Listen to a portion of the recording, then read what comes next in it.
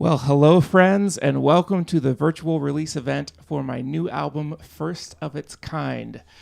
We started with the release concert for my last album, which was The Master's Apprentice, almost 4 years ago. That was in June of 2017.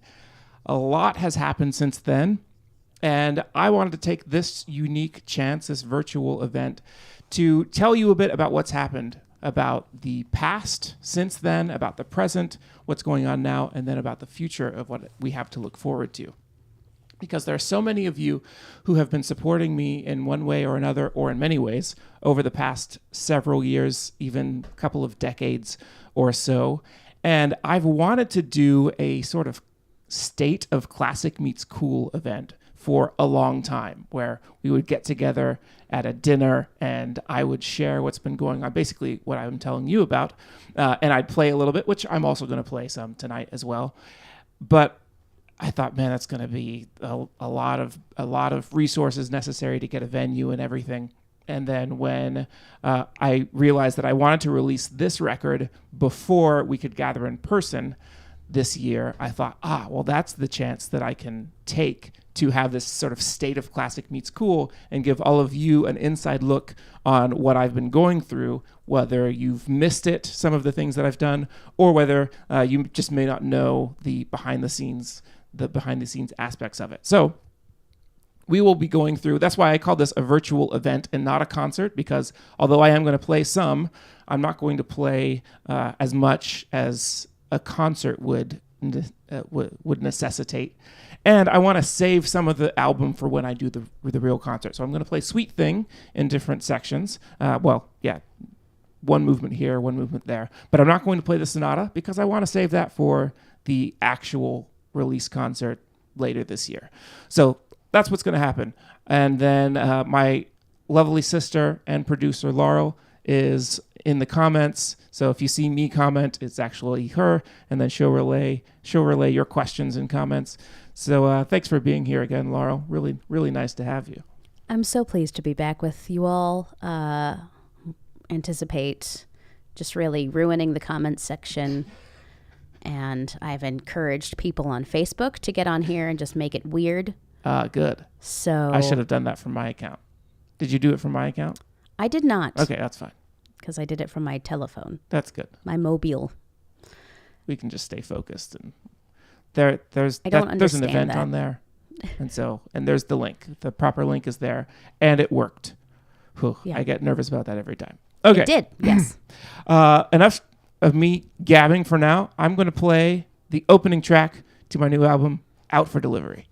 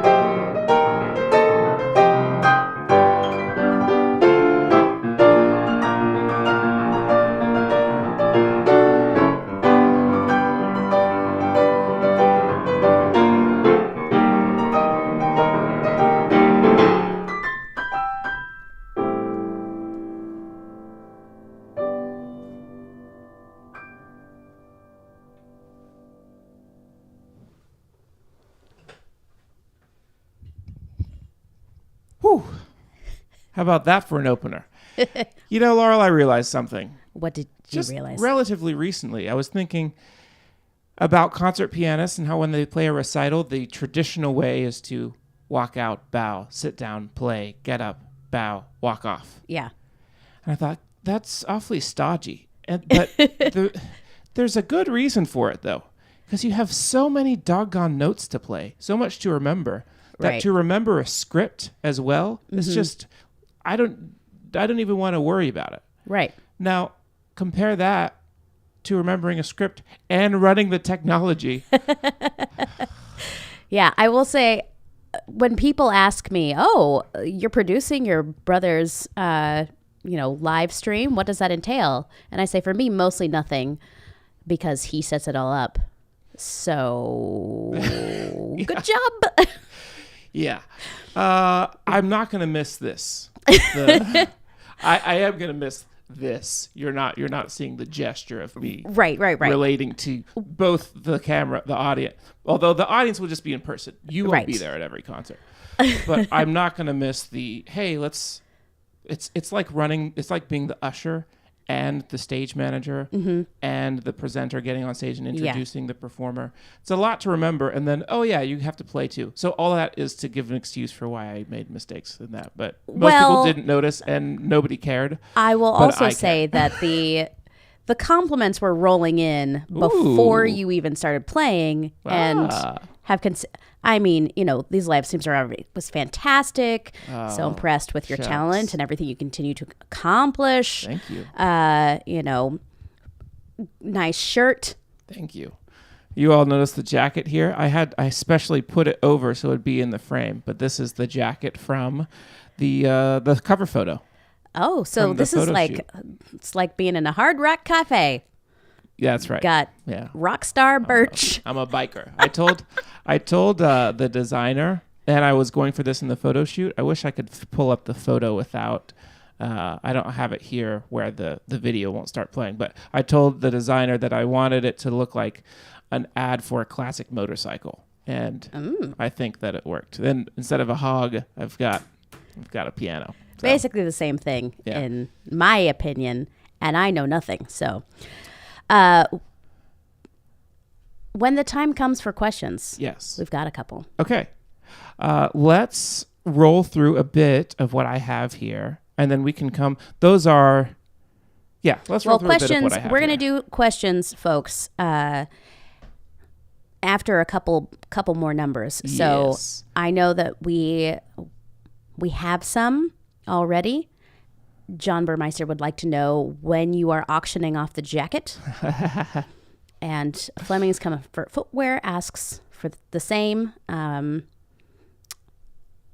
even the shirt. So that's Wow. just another revenue source that I don't think either of us had anticipated. Do any artists collect that for themselves, though? Is that usually for a charity? They're not. Hey, pay me money for this thing that I wore in this thing, and then I'm just going to keep it. I usually just hear of people doing that for charity, which I would be happy to do. But that would be, I would love it if I could auction it off and just pocket it. But I don't think I think that would be frowned upon. Probably. Seems Okay. a little self-serving. So let's go back to 2017 when the Master's Apprentice came out. What was happening at that point? Well, at that point, I had just started speaking. I spoke at TEDx in Norman at TEDx OU in January of that year and realized that I was already performing concerts with speaking being a strong component of that, and that it wouldn't be I already had the skill set, the basics of the skill set to turn it around, to speak, especially to high school students or college students, and use music as a way to illustrate what I was saying. And so I started emphasizing that part of my professional possibility. And so I started speaking for high school students and college students. This is me at the University of Oklahoma, a Leaders Summit in 2018, I believe. I spoke. And that's also a great way to augment what I do when I perform concerts. So if I go to a location to perform a concert, like I went to Nevada The name of the town is escaping me at the moment, but it's about an hour outside of Las Vegas. I played a concert one night, and then I spoke to students, not music students necessarily, just general students. And that was a great way for me to offer something to the community in addition to performing the actual concert. Then in 2018, I joined the Siegel Artist Management Team, which was a huge step. This is a picture with one of them. This is Sue Birch. This is the only picture that I have with a member of Siegel as a member of Siegel. I have a picture with Laurel Cannon when she was with Center Productions before she joined Siegel Artist Management. But that was before, and it also has one of her team. Anyway, so the picture wasn't appropriate, but that has been a game changer for me. They have 5 agents who each represent a different region of the country, and I'll tell you a bit about what they've been able to do later, and that has been huge for me because I don't have to try to represent myself and maintain all those relationships, which is very difficult, and they represent my dad and me as well. So that's been a great boon. Now, in 2019, I had a little bit of downtime, and that's trouble. Because when I have downtime, then I start looking for problems to solve. Or just muses to pursue. And the problem that I perceived, usually something that's coming up soon that I think I have time to develop something new, and so I'm going to develop something new. I was going to Troy, New York, where John Burmeister is. Shout out to the Burmeisters in Troy Prep. And I sensed that I needed something more to connect musically with the students. Because as much as I love instrumental piano, 3rd graders and 4th graders don't tend to love it as much as I do. Even adults don't always love it as much as I do. And so I thought, I need to come up with something to present to them in addition to my piano that will turn their heads and get them excited. And so I made a video of Cantaloupe Flip Fantasia. Some of you may remember this. That's a kazoo on a harmonica holder. And it was a song that came out in 1993 that, Laurel, you remember. It's the first song that I recorded on cassette tape to listen to later. And so I thought, oh, this is the perfect song to learn. So I hired a videographer and had him come in to this exact place, and we recorded this video, and it went extremely well. The response for that video was very positive. I thought, well, okay, I guess I can do more of these since I have some time. I had some time that summer. And so I made another video, but I couldn't afford to hire a videographer for this one. And so I thought, how can I make a camera on a tripod look interesting? And this was the first of those types of videos. This is Don't Sweat the Technique.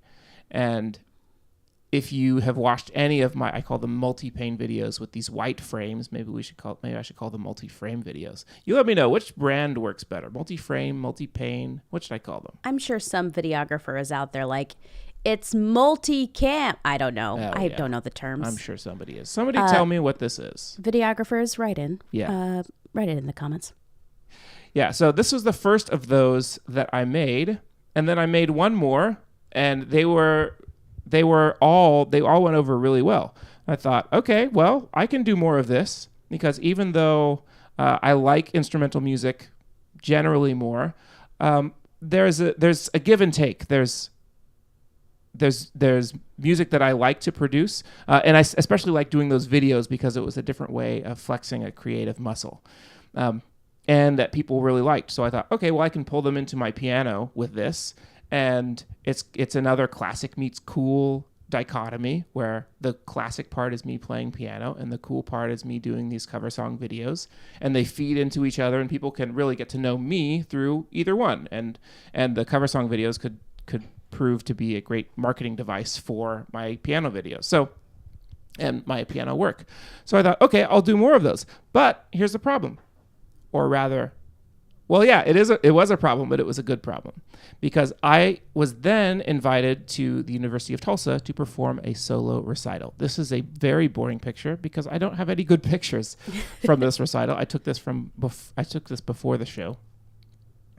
And it was for a hometown crowd. And the hometown crowd had heard me play everything. This was in 2019. So they'd heard all the Master's Apprentice stuff. They'd heard all the Classical with Attitude stuff, which was before even that.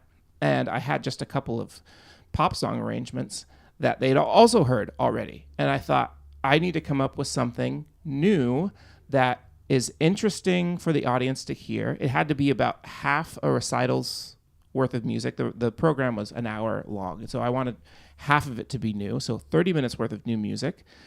And I also wanted it to be something that I would want to play for a long time. So not just picking, I like this piece that's 5 minutes, and I like this piece that's 7, and this piece that's 9, and just cobble them together that way. I wanted it to be a theme around which I could base a program, I could base an album. And I thought, I have it. I want to play classical music that has not jazz or ragtime influence, because that had been done. I want funk influence, soul influence, blues, country, that sort of thing. And so I started searching on piano forums and classical music forums, trying to find who the composers were who were making that kind of music. And I couldn't find any. I know of one piece that I heard in college that was inspired by the blues. I didn't really want to play that piece in particular, that I couldn't remember who it was, and I was unsuccessful in my search. And so I thought, well, I guess I'm just going to have to write it myself then.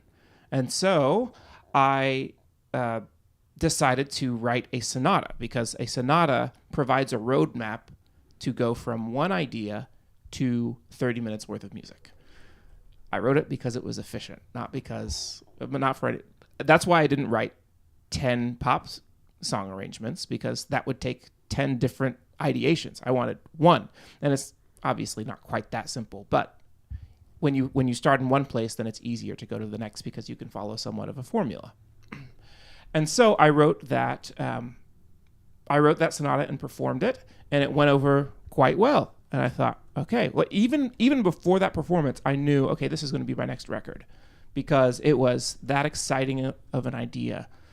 And so I thought, I need to fill this out with something else, though, because it's not enough just to write the sonata. So I knew I needed to fill it out with something, but I didn't know what. In the meantime, after this concert, I got an email from Chamber Music Tulsa. And the director of Chamber Music Tulsa said, hey, we'd like to talk to you about doing a commission. And I said, okay, this sounds good. So we had a phone call, and he asked if I was planning to write more music, and I said yes. And he said, are you planning to write? Would you like to write for chamber music? Do you have any plans in that direction? And I said, well, sure, yeah. You do now. It's another one of those. I want to develop in this area, but I didn't necessarily have a reason to until I got that offer. Then I had a problem that I needed to solve, that I wanted to solve. And so it was the perfect opportunity to say, yes, I'm going to take this offer and learn something new and be professionally viable, shall we say, while I was at it. So it was this sequence of events, from this TU concert to then, because of that, writing the sonata, because of that, getting this Chamber Music Tulsa offer, that this came together. And so I was, all throughout the year, I thought, okay, I'm going to launch a fundraising campaign in 2020, and I'm going to put it together. And then I was getting word from the Siegel artist team that I was going to be busy the next year. I had something like 40 dates booked. I think a total of 45, including some dates that I had booked in Tulsa. And so this was going to be my breakout year. Because until then, I've done other things. I've accompanied, I've played weddings and that sort of thing to support the performing work that I've felt compelled toward. But this was going to be the first season, the first year, shall we say, that I would be supported by doing the work that I love to do and that I would like to keep doing. And then what do you know? COVID hit in March of last year, just as I was getting ready to launch this campaign. And there was a moment of tension there. Well, more than just a moment, but there was a moment of indecision on my part of thinking, am I going to launch this campaign at the beginning of a pandemic, while arguably there are other things that people would want to contribute to more? Or am I going to wait to see what happens? And my thought was, I don't know when this is going to end, and what else do I have to do? What better thing do I have to do? And so I decided to go ahead and launch, not knowing how it would turn out, but just believing that whatever happened, I would learn something. If I committed myself to the endeavor, that I would learn something from it. And as you all know, it turned out on the upper end of, on the positive side of what I was expecting. I didn't despite the circumstances, and maybe perhaps because of them, the campaign has gone really well, and I've always had what I needed to get the next step done. And today, the next step was releasing this album. I skipped ahead a little bit. So I wrote Sweet Thing. I realized that I used these dance influences in the sonata, and I thought, okay, what can I use that's in that same theme? And the obvious answer was a dance suite, like Bach wrote. Like, who else? Laura, you were telling me about in a previous stream. Was it Dvorak? Yeah. Or he's one. Brahms? Who wrote Hungarian? Liszt did. Bartok. Many composers. Grieg did a lot of, I mean, maybe not a suite, but he did a lot of folk dance inspired work. Mm-hmm. And so there are lots of suites that could inform the dance suite that I wrote. So I used that. And it was difficult to find a recording venue for this, because even though I'm just one person and I set up my own microphones and so therefore I can just be left alone in a big performance hall, some venues just were closed, even to their own employees. They're just not coming in.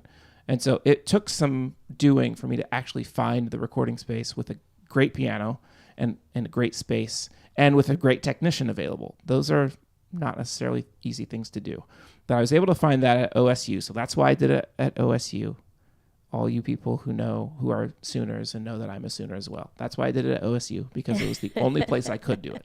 But they were great, and I highly respect OSU, even though I want them to lose in sporting events. Oh no! Did the photo shoot? That was also a little bit of a challenge to find. So if you saw the video from today, here is how we got that overhead shot of the keyboard. And I wanted to go into a warehouse. Because first of its kind, it's about reclaiming what has been discarded and making something new out of it. So I wanted to go into an old school warehouse with wood floors, but I couldn't get the venue that I wanted. And the venues are all that type of venues in places that do videos and movies. So LA and New York and a little in Chicago. And it was just a big risk to just fly there and show up at a venue. And so I decided on the barn kind of look instead, because I could then do a classic motorcycle, backwoods adventure type of feel. And I found that in Stillwell, Oklahoma, because all the closer venues were too wedding-y, because that sort of place is you're going to find an event space, and I didn't want anything that would look too like you're getting married to your piano. That's best I to like avoid that a lot, but right. I'm not trying to marry one.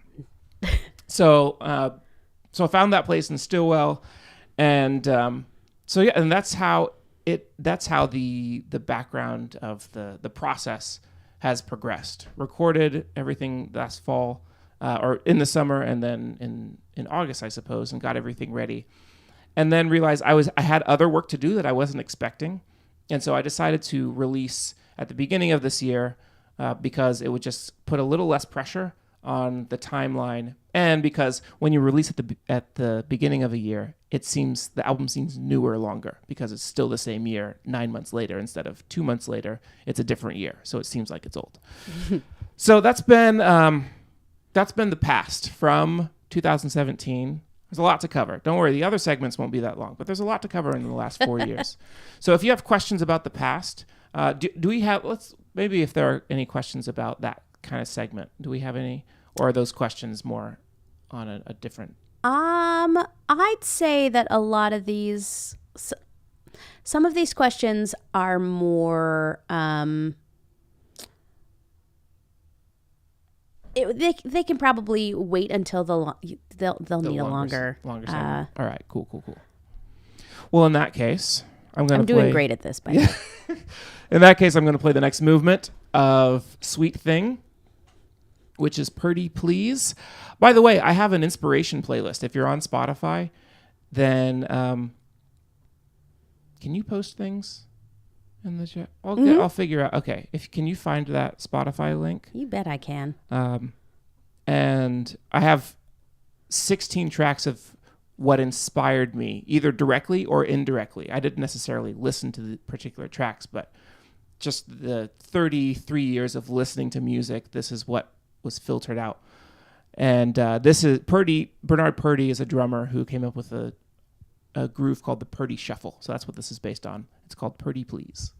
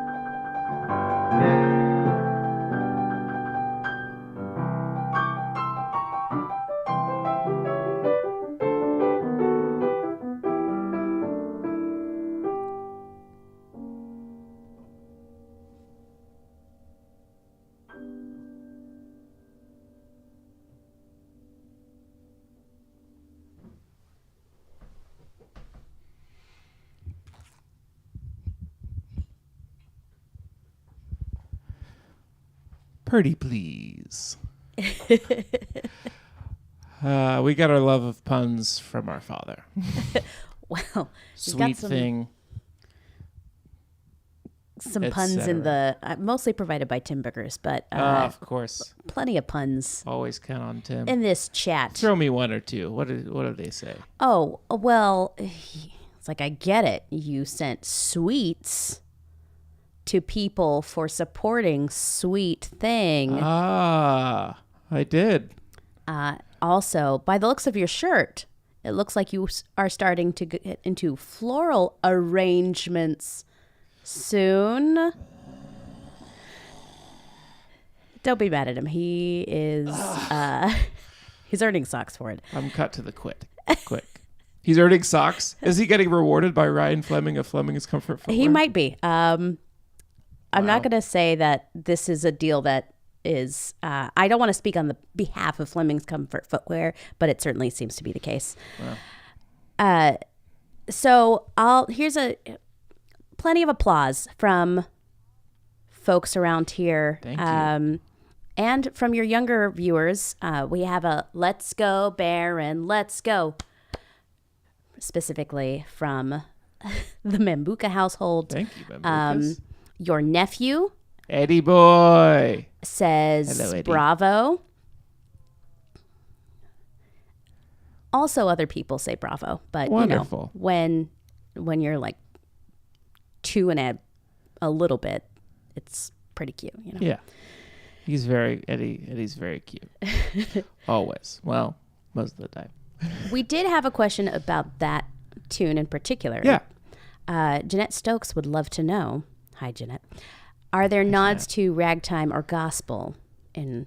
Definitely gospel. Ragtime, probably indirectly, because ragtime influenced gospel in some fashion. Mm-hmm. But that was especially inspired by 50s soul, like Sam Cooke and Otis Redding. And that and gospel at the time were basically the same thing, to my knowledge, that they were two sides of the same musical coin. And so that was definitely on the playlist, on the Spotify playlist, Sam Cooke, his "Bring It On Home to Me," or whatever that exact title is, mm-hmm. That sounds like gospel. So to the extent that 50 soul is influenced by gospel, which is to say a lot, then yes, that's definitely influenced by gospel. Which is why there are all those. There are a lot of bends, because in gospel and in soul are a lot of bending of notes vocally. It's a vocal music. So all these chords, instead of playing them straight, there's often a grace note. That's the technical term. It's not always the top note either. Sometimes it's a middle. So, but that's we're getting a little inside baseball here, but that's why that's happening. That blues influence of the Black American music from way back. Right. Yeah. So. The bending of notes going between things. Yeah. Definitely, Jeanette. Yes. So let's move. Are there any other questions about that particular tune, or shall we move to the present? Tim Bickers' children would love to know if their piano can do that. Are they giant piano keys on the wall? Is he rich? And is he the most famous person we know? So feel free to answer as many of those you can on behalf of the Bickers young'uns. Are those giant piano keys on the wall? They, not technically, but I love that they kind of look like it. And so I don't mind saying that, yes, they are. They're not the same size, but neither are piano keys. The white ones are longer than the black ones. That's kind of fun. Am I rich? Rich? Absolutely. Yes. Look at his shirt. Rich. Wealth is a mindset. Don't worry. I'm not going to write a book about that. Rich in love. Am I the most famous person? I don't know who you know. So it's anyone's guess. I would guess no, but maybe. There's always hope. And then there was another one. Oh, can your piano do that? For sure. And I definitely want to hear you'd make it do that. You know what? I'll say it right now. There's sheet music. That's you right. You can make your piano do that. That's right. And the sheet music information is in the description. You can download it for free because the music is in public domain. You can also buy the paperback version and have it shipped to you. So there are those options. Let's move to the present. What is happening now? And what do I know is happening in the future, or am at least relatively certain that it is happening in the future? Well, I perhaps it should have been in the past, because it did happen in the past, but it happened relatively recently. I was named one of the 10 innovators to watch by the Smithsonian Magazine, and there's a habit, and this is probably a universal habit, not just for me, of unexpected delights occurring that alter the course of my life without me having anticipated them, which is usually what unexpected means. But that TU concert happening, I did not know it was going to happen 6 months before it did. Well, more than 6 months, but I couldn't have foreseen it a year out. I couldn't have foreseen what it would produce in terms of these compositions. And this Smithsonian list happened. I got an email just at the end of last year. We were in Arkansas visiting family, and I just got this email saying, "Hey, do you mind answering a few questions? I'm going to feature you on this list." And I didn't even pay attention to what the list was. I just said, "Okay, cool."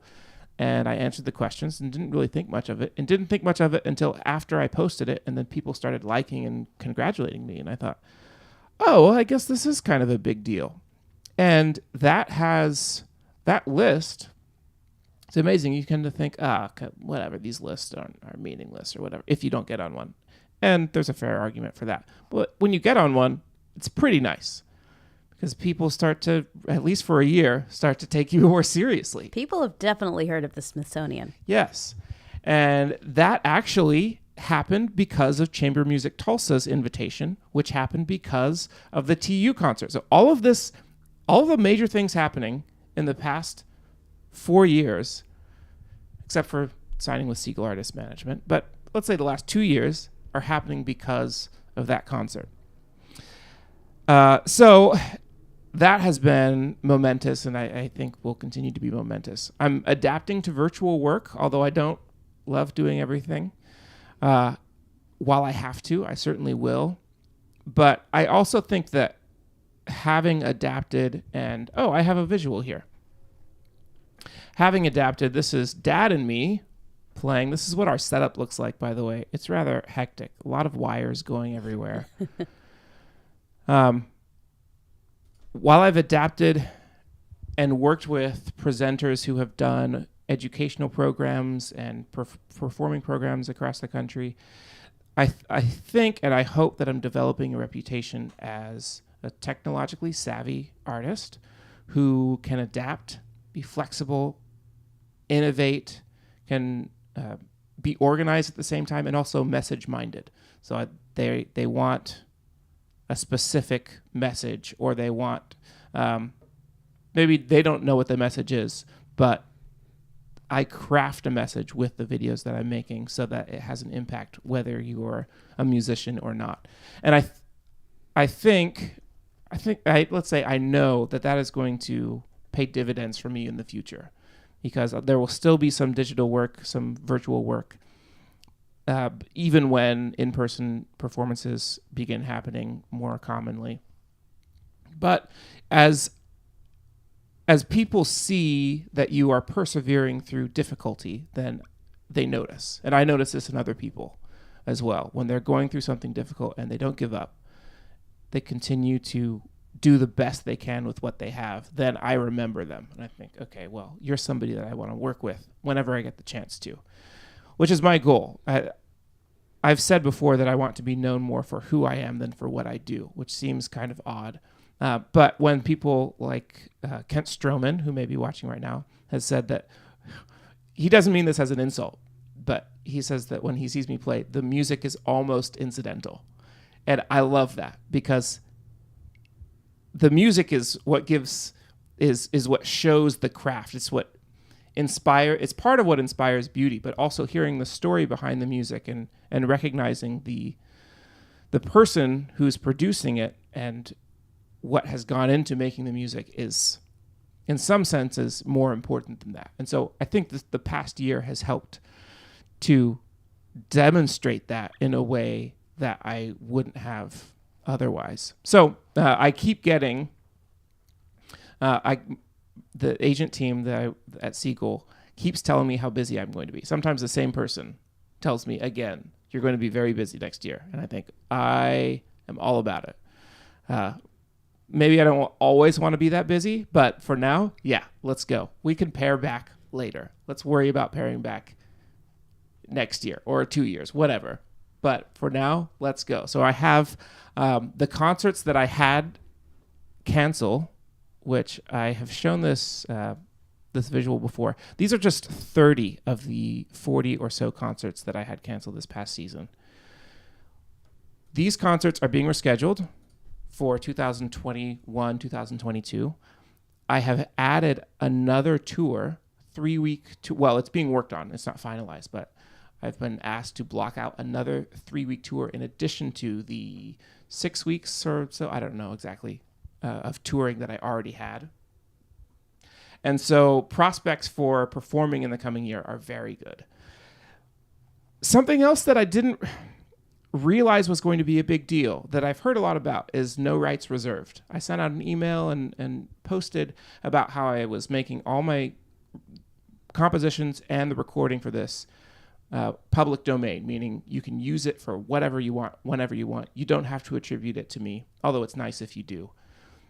I didn't realize how cool that might be, but I've gotten a lot of response about it. And so and that's been known for only a couple of weeks. So I'm excited to see what kind of works get created in conjunction with my music, because nobody has to ask permission to use it. So that's just, there's an enthusiasm at this point, but that enthusiasm is going to turn into action at some point. And I'm really excited to see and share with everyone what these collaborations turn out to be. If I don't see at least one dance video with your music, I will be upset. This is my call to the dance community as an entirety. All of movement, all of creative movement. So let's go, dancers. All of this music is dance music. That's the purpose. It's a dance suite. Yeah. So make it happen. Or not. Do whatever you want. Don't let Laurel pressure you. No, I'm pressuring. Okay, and then the last section on the present is the release concert. What are my plans for the release concert later this year? I'm kicking around an idea right now, which once this event is over in the next half hour. Oh, look at, man, you all are here for the entirety of this, aren't you? Anyway, once this event is over, then I can turn more full attention to it. I would love to do a release concert at Guthrie Green. Sometime, probably in September when the weather is nice. This is in Tulsa, an outdoor park and performance venue. And I just think it hopefully wouldn't be necessary, but I think it would be cool anyway. And have a reception for everybody who supported the campaign afterward at an event venue. So that's what I'm thinking. I'm going to start exploring that and seeing if I can make it work. So that's what's going on. I'll communicate with everyone about the developments for that. But I should play the piano again. It's that time. Sure. I'm going to play out of order because I'm going to end with the third movement of Sweet Thing, which means I'm going to now play Flash in the Pan, which is inspired by the steel pan orchestras in Trinidad who play 10, 15-minute long arrangements of pop songs.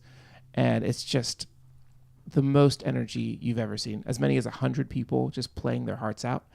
And so you may listen to my version and think that's a lot of notes and this is long, but it's not a lot of notes and short compared to the real thing.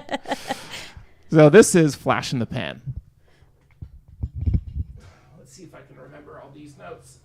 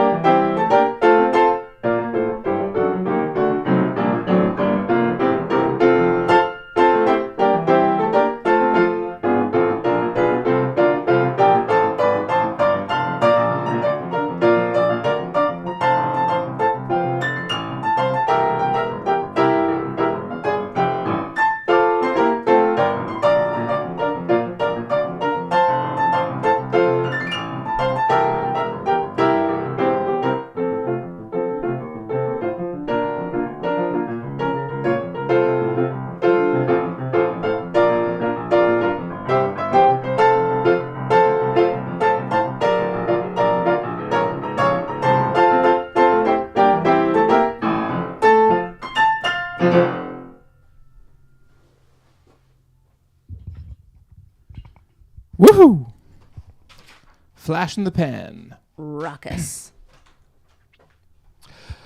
All right, let's turn now to the future, which entails that which I'm hoping for, what I'm anticipating, but what I am unsure of exactly. So one thing that the concerts that are planned and booked for next year and being booked for next year are important because they will allow a number of things to happen outside of them. They will create this circumstance in which when I'm home, I won't have to do other work to supplement the work that I'm trying to do in the long term because I will have enough of that work at that time. So while I enjoy accompanying and playing for wedding receptions and that sort of thing, I won't have to do that if I don't want to, so I can work on what will produce more concert work and maybe even online work, making videos, not doing live streams necessarily, that might produce revenue in the future. And so that will be important that I can have some research and development time at home, somewhat like I've had this past year, but even to a greater degree when I'm home.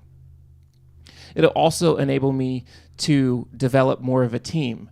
I'm going to talk a little bit about the team that I've been working with this past year, and which has been outstanding and has strengthened my reach and my impact and the efficacy of the work that I do. And I would like to do that. I would like to do that even more, to find people who can fulfill roles so I can focus more on what I can do uniquely well and allow them to do what they do uniquely well, so that I don't have to do most everything, as has been the case for most of my career. And then playing more concerts means that I'll build a bigger fan base, and that's a virtuous circle, a virtuous cycle where you get more fans who come to more concerts, who buy more CDs and sheet music and all that, and it just it feeds on itself. It snowballs, and I'm feeling the snowball start to build. So I'm hopeful that this next year will be as good as it appears to be, so that I'll be able to do those things. Let's talk a little bit about my plans for online content creation, you might say. You've probably seen a number of my videos. I went from Don't Sweat the Technique, which is this, to Happy, which I made this past fall. This is a screenshot from Happy, which got a little bit more complicated. And this is my most recent video, which is even more complicated. This is I Just Want to Celebrate. And I like making these videos a lot. I like video editing, and especially with music, because it's so intrinsically linked with the music itself that I feel like it's just another version of the music, to sort out how to lay the music out visually. So I want to continue doing those, and like I said before, that can feed into the more classic side, the piano work that I do, like with this album. So I'm not planning to do that exclusively. I'm not planning to give up piano, but I also don't want to give up that kind of work either, because it's really fun. But there's an issue. There's a problem that many commenters, as I will show you, have commented on these videos. So this is from 5 months ago. Francesco Recupero, I don't know if that's his real name, could be, says, "Dear YouTube algorithm, this cover definitely deserves more views." Okay, 5 months ago. Then this one's from 1 month ago. Billy Joe John 1 says, "How does this guy not have more views?" And then this is from 2 days ago. I think it's 3 or 4 days now, because I pulled the screen grab earlier this week. Randy Pinball says, "How this video," this is my Cantaloupe Flip Fantasia video, "how this video only has 3,500 views is beyond me. This should have gone viral. It's that good." So this is the problem that I have. I know I tricked you. It's a wonderful problem to have, where you get commenters who say that you should have more views than you actually have. And there are a couple of reasons why I don't have more views than I think the videos merit, as these commenters say. One is that I can't make enough of them. And it's not like I'm going to make one per week, because then I wouldn't do anything else, and that's not what I would like to do. But it'd be nice if I could make one per month or one every 6 weeks. At this point, it's I think I averaged to one every 2 or 3 months. And part of that is because it takes so much effort to create them.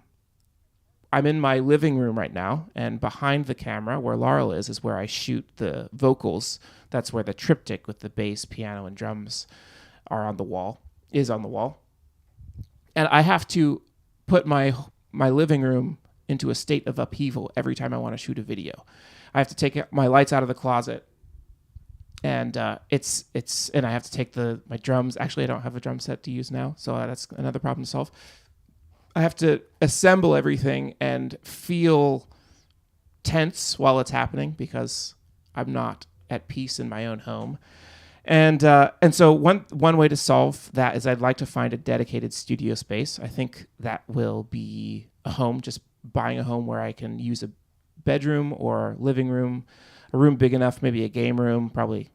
Home probably won't be that big to have a game room, but some room where I can put my piano and have a space where I can set up my camera and lights and leave them there, so that when I'm ready to record a video, I can go in and do it without having to take everything out of a multi-hour time expense to create it. So that's one thing that I hope for within the next year, is to have a dedicated studio space. And then I also want to be able to bring in help on those videos.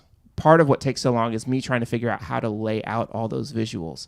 And it would be great to have a designer help me do that, because they're going to do it better anyway, and it won't take them as long, and it will look better. That's 1 and 3 are the same in that list, but that's why 1 and 3 are that important.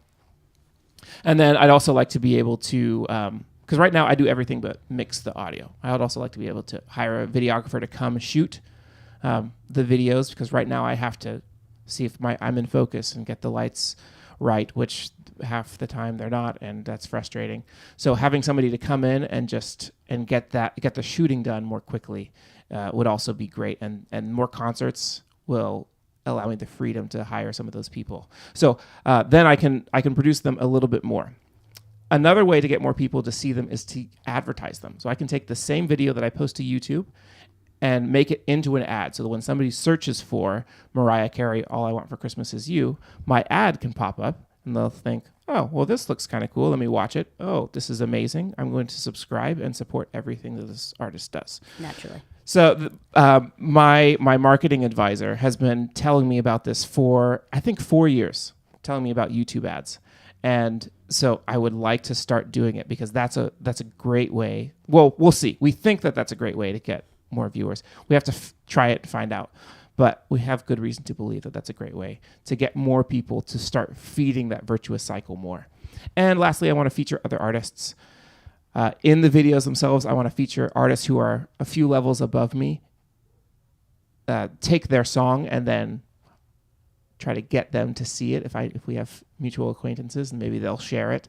And so that can spread videos that way. So that's what I'm looking for in the online area.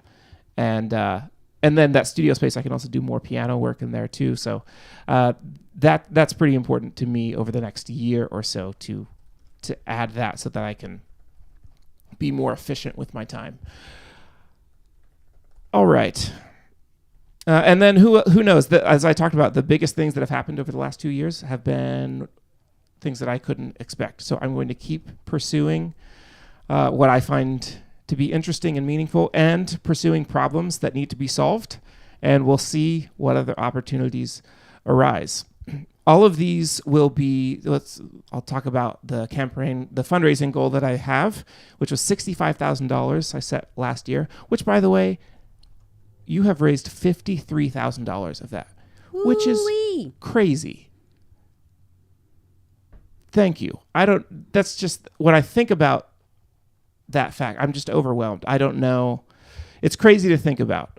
You have enabled me to do everything that I have over this past year. You've enabled me to be flexible, to try making these videos and then see them be successful, and then make more, and then be hired to make them, essentially.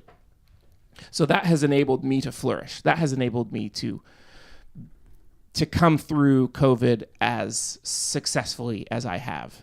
So thank you to all of you who have done that. The remaining $12,000 will go to accelerating these goals, to start advertising, to record my release concert, I hope maybe at Guthrie Green or wherever it is, so that I can use that in booking more concerts into the future, have that be a really polished video. And to sustain my PR push, I have more podcast hosts and academic pianists that I would like to get this music to, in the hopes that I can be interviewed for a podcast that piano students will start to play my music. And then I also want to develop a Classic Meets Cool branding that is more in line with who I am as an artist right now. I have a logo that I've used since 2012, which worked really well for the ragtime and jazz classical that I was playing, and for the Master's Apprentice jazz. But the style, I would like to incorporate more of my current style in my branding, and that will bring everything. Once I start using that in all different places, it will, again, build the virtuous cycle. So when somebody sees that image, they'll think, that's BarronRyan, that's Classic Meets Cool. I need to know what's going on, because what I've seen of his is terrific. So that's what the remaining goal will go toward. And there are links in the description of this video for how you can contribute to that if you would like. I know many of you already have, and I'm extremely grateful. And many of you have more than once, and that's unreal. So thank you to everyone who has, and to those of you who are just watching, who are unable to support financially, and that your emotional support and encouragement is just as important. So don't feel like if you're unable to, for whatever reason, that I don't appreciate you. I appreciate you tremendously. But also sharing and liking and commenting on videos, social media posts. Yes. That's how you go viral, folks. Yes. So I just released, if you go to the BarronRyan Facebook page or Twitter or Instagram, I released a new video, a multi-pane video, but I'm playing piano. It's the third movement of my sonata, and it would help greatly if you shared that, because it's a great video, and then more people will know about this music and this album and start to learn about No Rights Reserved and everything that this whole project entails. Great point, Laurel. Thank you. That's why she's here. Pleased to be here. Okay, I want to honor a few people and close out, but Laurel's been keeping track of questions over there. I have indeed. Let's go for it. All right. We're going to go way back. Do you remember what, Kathy Taylor would love to know, what's the first song you learned to play? Oh, goodness. Do you remember? Yes. For me, my first song? Oh, no. Okay. I'm going to guess it was Hot Cross Buns. Is that yours? Yes. That wouldn't surprise me. I don't remember. Perhaps Mary Had a Little Lamb. But Was it the Knuckles song? Oh, I didn't learn that until I'd already dexterous enough. And that was not, I didn't really learn that. It was just, smashing your fist on a piano. Yeah. This is the Knuckles song. In case you... If you didn't know it had a name. Yeah. Turn that into theme and variation. So, Kathy Taylor, perhaps that's a better question for... Dad. Our father, who art now moved to South Tulsa. Yes. Fleming's Comfort Footwear. Yes. Would love to know which original tune was the most fun to compose and why. Well, I'm an up-tempo guy, so it was... I love up-tempo. I think it was Flash in the Pan, because that provided so much freedom to just do whatever I wanted to do. Once I had provided the main theme, it's kind of like a jazz tune in that you present the theme and then you can riff on it and come back to it. And so there's so many rhythmic games in that I listen to it and I smile because I think, oh, this is great. And I don't know of any other classical piano piece that does stuff like that. Not one that you want to listen to for very long. No. In my opinion. I mean, the other classical piano pieces do fun do fancy rhythmic things, but in that kind of groove, marrying the familiar with the novel. Yeah. Yeah, it's unlike anything that I've heard. So, And speaking of Flash in the Pan, Eddie Kowitzel, nephew, would like to know, why is it called Flash in the Pan? It is called Flash in the Pan because it's based off of steel pan music. We call them steel drums in the U.S., but in Trinidad, where they're from, they call it steel pan. And then a flash in the pan is something that burns up quickly, I suppose. But I wasn't. There's an idiom, flash in the pan. You'll have to ask your mother and father what idiom mean, Eddie. But the tune is a flash. So it was mostly it's just a flashy tune. a play on the word pan, so another pun. And Hannah Tranberg would like to know what inspired the theme. Did you have Which theme? Of Flash in the Pan? Oh, that was just nothing in particular. I just knew Calypso tends to be pretty basic chords, nothing complicated, and so it's just the main 3 chords of a key, 1, 4, 5, and then I throw in a major 2 or a secondary dominant of 5 in the B section. It's like a lot of worship music in the 90s. I just wanted it to be, yeah. I just wanted it to be simple harmonically and something that you could walk down the street to, because that's what it's for. It's for Mardi Gras or Carnival.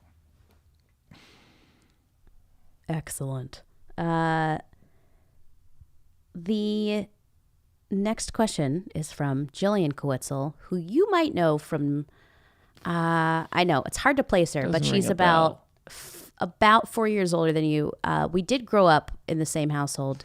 That's how I know Yeah, she was born to our parents. Okay, yeah, I got it. Before either of us.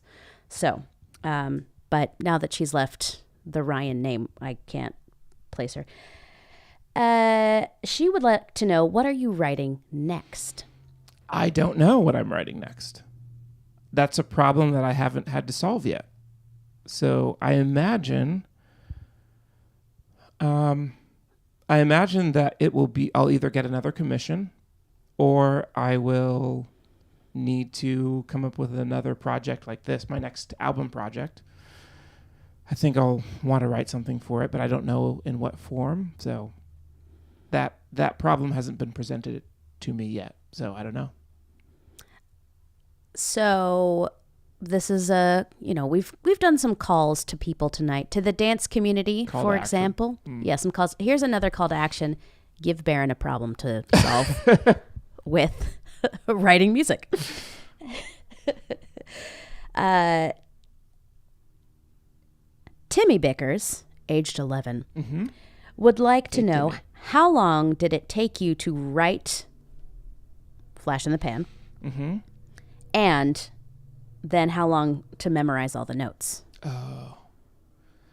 Memorizing the notes is an ongoing process because you learn them all and then you don't play it for a while and then you have to learn them again. So I don't know. It took me probably 120 hours of practice. That one took a lot of practice because it's a lot of notes, and some of them are difficult, and some of them are very similar to each other but different enough that you can't just play the same thing. It's tricky, yeah. Because the right hand plays a different chord this time, so you can't play that same note in the left hand. You have to play an A instead of a G, and you have to remember which one is which. To write, I don't remember. I didn't keep track. Probably, I would guess something like 20 or 30 hours, but that's just a guess. So we're looking at a total investment of approximately 170 hours. Something like that. All right. Well, for those of you with 170 hours on your... Also 30 or 28 years of experience. And 28 years of experience, you too could write a Calypso-inspired piano piece. Also, Marjorie Bickers says about that piece, it's okay if you don't remember all the notes because it's your song. That's true.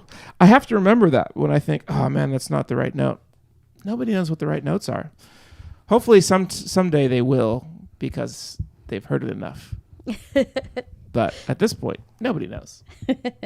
Or, you know what? Oh, I forgot. I could have just played a different version, and I just didn't change the music. It's just, I like this chord better here. Also very true. Which in the second movement of my sonata, there are a couple of substitutions that I play that aren't in the sheet music. I mean, I don't know if you've heard, but there are no rights reserved to this music. So if you change it, the composer's not going to get mad at you. Yeah. That's a relief. Can't do anything. Yeah. A question that just came in. Do you get your facial hair professionally trimmed for this? And if so, who did it? I do. I sometimes do. Rob the barber at Hello Salon is my professional barber. I did not today. This is just me. Just natural. Is it looking pretty? Not bad. I'm trying to get it against a white background. Yeah, it doesn't look bad. I'm glad that's and a question. This is a question from me. Are you ready for this? I don't know. Audience, are we ready? When are you going to feature me on Slide Whistle? All right. Now let's move on to the next portion of the program. Ursula has another question. Laurel's always trying to get featured on Slide Whistle. And then after this question, let's move to... where are you thinking about touring? Oh, so I have 3 tours that are booked or mostly booked, and then one potential. The 2 of them are across the Midwest, from North Dakota over to Iowa, up to Wisconsin and Minnesota, down to... How far south do I go? I know they have somebody in Bartlesville, but I'm not sure that I'm playing there. So, Midwest. Mm-hmm. Another one is, I think, 10 days spent in North Carolina, something like that. Ooh la la. And then the one that's still in the works is the Northeast from Virginia up. So I'm sorry, Ursula, if you are wanting to attend a live performance, it has to be in Tulsa, probably. Well, there'll be the release concert. She lives in Texas. Ah, okay. Well, we'll see. I have an agent in Texas as well, so there are still concerts to be booked, and we'll see what happens. Start a clamor on Facebook and Start see. ye old clamor. Okay, I know we're going a bit. We're just having a great time, but we need to respect people's times and children's bedtimes. So I want to honor a few people and then close out the program. There are a few people who have been instrumental, no pun intended, in this album, and I want to thank them in front of all of you.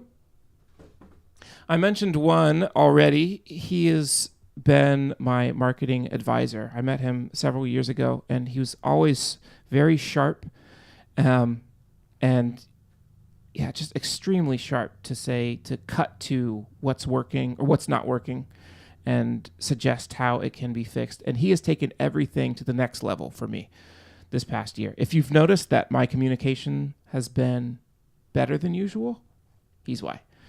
He is why you even know about no rights reserved, because he recognized that was important for me to craft a message specifically for that. You probably wouldn't know about it if he didn't tell, if I weren't working with him. Not because I wouldn't tell you, it's just because I would tell you offhand, oh, by the way, this is public domain. I wouldn't realize that how big of a deal I should make it. And a lot of you responded to the email where I had all the dates that I had canceled. He was the one who encouraged me to craft that email and help me refine it. And so much of what has been better about my communication over this past year has been because of this man. His name is Benjamin Perrault. And so I want to honor him with this signed. Oh, look, you can see my light umbrella there. With this signed CD, it says, to Ben for taking this project to a whole new level. Thank you. And he says at the bottom, to Benjamin Perrault for being absolutely epic. So thank you, Ben, for making this project absolutely epic. Then there are the people to whom the 3 works are dedicated. So I have 2 compositions and 1 recording. So those are the 3, and each one is dedicated to a different person. There are 2 people who have been influential, not just to me musically, but in total in my life. Definitely the 2 people who have impacted me the most. And they are my parents. And if you had to say one's classic and one's cool, since I'm classic meets cool, I have 2 pieces on this album. One of them's a sonata. That's the one I wrote first. One of them's a dance suite. So if you had to say one of them's classic, that would be the sonata. And if you had to pick which one of my parents had a more classic influence on me musically, that would be my father, because he's the one who would expose me to Saint-Saëns and Rachmaninoff and Bach and Beethoven and Oscar Peterson and Art Tatum and these historic examples of musical greatness. And so I dedicated the sonata in B-flat major, Magic City, which is Tulsa's nickname since I premiered it at the University of Tulsa and I'm from here. I dedicated it to Donald Ryan for imparting excellent musical taste, patience, and the appreciation of transcendence. So thank you, Dad. I love you. And the sonata is for you. If I had to pick a parent who would be more cool, who had more of a cool musical influence on me, it would be my mother, because she was the one who taught my sisters and me how to sing and would take us to nursing homes to sing. And so she was the more of the, and Dad was the instrumental enthusiast, which affected me. But Mom was more of the vocal enthusiast, and she liked, she exposed us to more music of the people, shall we say. This is all oversimplifying, but I have 2 pieces and I have 2 attributes in my tagline. And I have 2 people to honor, 2 parents. So I dedicated Sweet Thing to my mom for imparting to me kindness, zest, and awe in the presence of wonder. So these will both hang on my parents' walls. I gave these frames to them and then had to take them back because I wanted to present them here in front of all of you. And I love you too, Mom.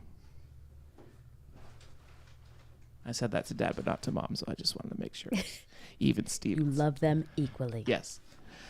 And then lastly, I told you all about the effect that my TU concert had on the last 2 years, but I didn't tell you who was the person responsible for that TU concert. Her name is Linda Fagan. Excuse me for that knock on the microphone. Her name is Linda Fagan. She sponsors essentially that concert at TU, and she was the one who encouraged me and lined up the concert so that I would be the one featured in it. And so it's because of her that I had that concert, that then I wrote the sonata, that then I wrote the dance suite, that Chamber Music Tulsa invited me to write a commission for them, that the Smithsonian featured. So she was the catalyst for all of this happening, and she has been supportive in many more ways beyond that. And so that is why, if you have a CD, it says that First of Its Kind is dedicated to Linda Fagan, because she is more responsible than anyone for bringing this album about. I've written for igniting this project in more ways than one to Linda Fagan. So thank you, Linda. Linda has not seen this yet, but she'll get it soon. You'll get it soon, Linda. Surprise, Linda. Okay, I'm going to end with a quick video, and then I'll play If I Don't See You Again, and we'll be done. But I made this video 3.5 years ago for my 30th birthday. When I started doing motivational speeches and marketing myself that way, I started making a weekly video of a minute or 2 in length about something that I was thinking about, something that I was learning. And on my 30th birthday, I had this reflection, and I'm going to share it with you now. Well, friends, I turned 30 this week, and with that milestone made an important resolution about my future. If I'm not gainfully employed as a performer by the time that I'm 35, I'll do something else.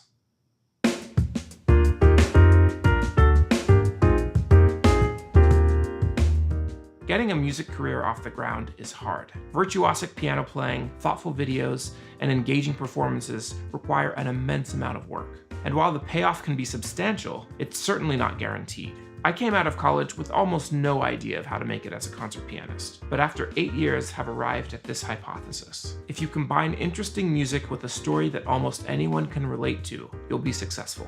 But while that's shown itself to be true on a small scale, the rewards have been fairly modest. For me, there's more to life than just making it. So at a certain point, I have to give up that goal to allow for other pursuits. My current way of existing is all-consuming, and thus is way too inefficient to continue indefinitely. Mind you, I'm not giving up yet. 5 years leaves a lot of time to make progress, and I'm just now starting to hit my stride. I'd be very surprised if by that time I weren't in reasonably high demand as a performer, and will be working harder than ever to achieve that by then. But if I haven't achieved it by then, it's probably not going to happen. All this is to say that it's important to know when to stop. How will you know when you've found success? And when will you move on if it continues to elude you? I've drawn my line in the sand, so for at least the next 5 years, let's do work.